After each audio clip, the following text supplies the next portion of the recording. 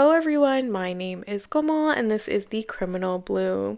Before we jump in today, as always, I want to take a moment to honor the lives that were lost in this case. Our priority here is always to keep the victims and their families at the heart of the conversation, especially when discussing cases that involve immense heartbreak. On that note, we will be talking about the world's youngest serial killer, and he is from the South Asian community. We are looking into a case out of Eastern India that made global headlines in 2007. It is a story that sounds almost impossible to comprehend because the person responsible for taking 3 young lives was just an 8-year-old himself. His name was Amarjeet Sada. When we think about true crime, we usually discuss adult perpetrators, cold calculations, and an individual committing these tragic acts. But in this case today, the individual committing these acts is a child who doesn't even understand the full gravity of life and death. Let's talk about the timeline, the community, and the tragic loss of 3 innocent babies. So, to truly understand how this unfolded, we have to look at the environment where Amarjeet grew up. Amarjeet Sada was born in late 1998 or 1999 in a small village called Musahari, located in Bagsuria district of Bihar, India. I hope I'm saying it right. If I'm not, please correct me. Bihar is a state very rich in culture and history, but many of its rural areas, like Musahari, face extreme economic hardship. Because of this, the village operated almost like one extended family. Neighbors watched out for each other's kids, doors were kept open, and young children roamed freely between houses during the day. It was a community built on mutual reliance and trust.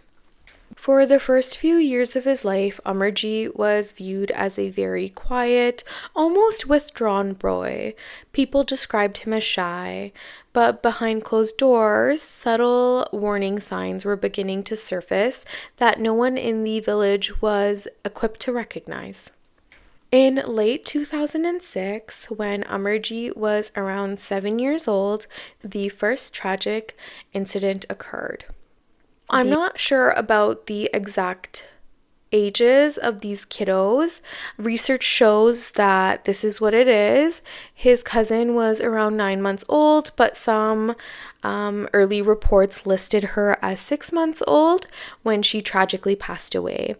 So not long after that, Amarjeet's own 8-month-old baby sister died under suspicious circumstances as well. I was wondering how 2 infants in the same immediate family could pass away without immediate criminal investigation.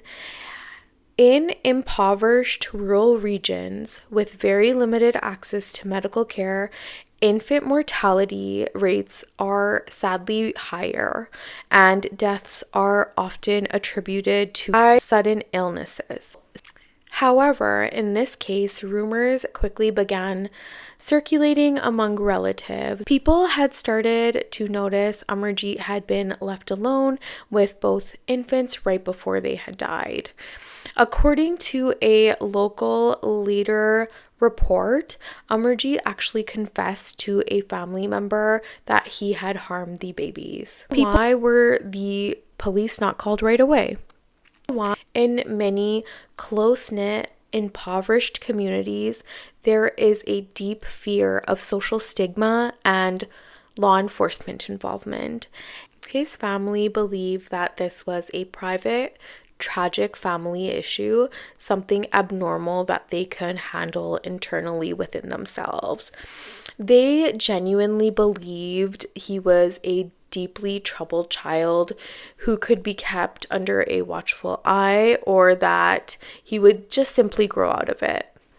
Tragically, the silence left another family member vulnerable. It's now May 2007 and Amarjeet is 8 years old. It's a local mother named Jampa Devi brought her 6-month-old daughter Khushbu along with her while she was going to clean a nearby primary school.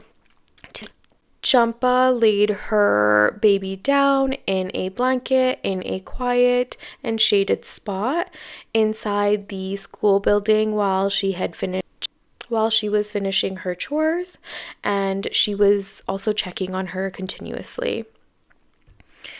When Jampa walked over to check on Khushbu, after just a short stretch of work, her heart dropped. The blanket was empty and Khushbu was missing. Obviously, she's panicked, so she starts screaming for help, and within minutes, dozens of villagers gathered to search the area. They looked within the fields, checked the ditches, and searched every surrounding home. And sitting nearby, watching the frantic search unfold with total composure was 8-year-old Amarjeet.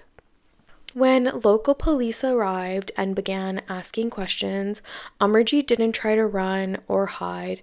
He walked right up to the officers and casually mentioned that he knew where Khushbu was. He didn't make an excuse, he offered to lead them directly to her. Amarjeet had led the officers and the frantic villagers into a nearby field. There, under a shallow layer of dirt and grass, police found the body of little Khushbu. When police brought Amarjeet to the station, they expected to see a terrified, crying child overwhelmed by what was happening around him, as you would expect any child to be reacting. Instead, officers reported that Amarjeet was extremely calm and he showed no emotional reaction whatsoever. When officers asked him why he did it, reports state that he didn't offer a defense or show remorse. He simply smiled at the officers and asked them for biscuits. During further questioning, Amarjeet admitted not only to taking Khushbu's life, but he also formally confessed to killing his 9-month-old cousin and his 8-month-old baby sister months earlier. Because of his age and behavior, mental health professionals were brought in immediately. Psychiatrists who examined him noted that Amarjeet suffered from severe conduct disorder and a deep-seated psychiatric conditions. Specialists explained that he lacked a basic morale of understanding.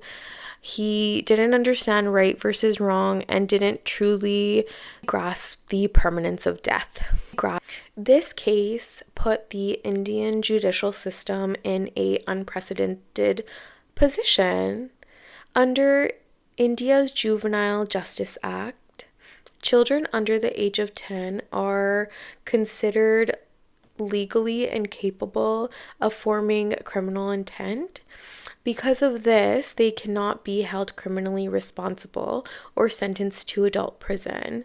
Instead, Amarjeet was placed into a specialized juvenile psychiatric remand home in Mungar, Bihar, where he received long-term psychiatric treatment, therapy, and isolated care for the public safety. Because Indian law strictly protects the privacy and identity of juvenile offenders once they complete their rehabilitation period at the age of 18, details regarding his adult life, current name, and location are kept permanently confidential by law.